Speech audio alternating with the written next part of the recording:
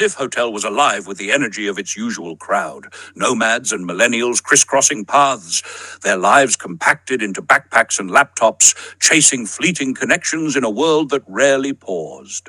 It was a space designed for motion and fluidity. Yet there he was, sitting beneath the glowing word connect, a figure at odds with the frenetic rhythm of the room. His bold pink shirt held in place by suspenders, and the walking aid resting beside him caught my eye immediately. There was something strikingly out of place about him, yet also undeniably magnetic. I approached him with my camera, uncertain whether he would welcome the interruption. "Do you mind if I take your photo?" I asked, half expecting him to wave me off. Instead, he smiled warmly, his face lighting up with a quiet kindness. "Go ahead," he said, adjusting himself in his chair with a slow, deliberate grace.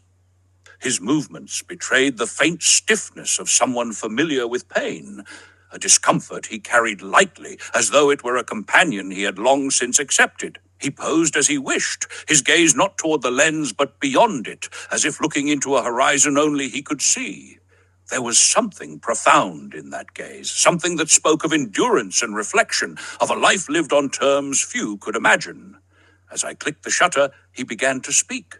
"I'm American," he said, his voice steady, but with a warmth that drew me in. "California, mostly, though I imagine you thought I was from the UK. I laughed, nodding.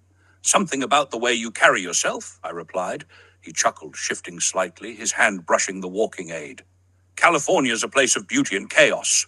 You've heard about the fires? They don't care about wealth or fame. They take everything, mansions, trees, memories. They're creeping toward Hollywood now."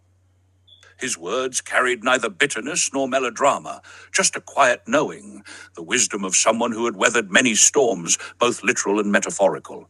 When I thanked him and lowered my camera, he leaned forward slightly, his face taking on an expression of calm certainty.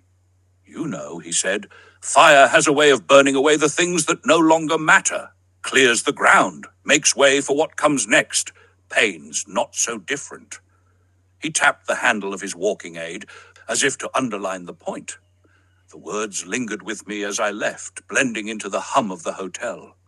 In a place designed for fleeting connections and transient lives, this man stood as a reminder of something deeper. A life not defined by motion, but by presence, endurance, and the ability to see beyond the flames. His photo, his story, his gaze, these were gifts that reminded me of the quiet strength in simply enduring and the grace in looking forward.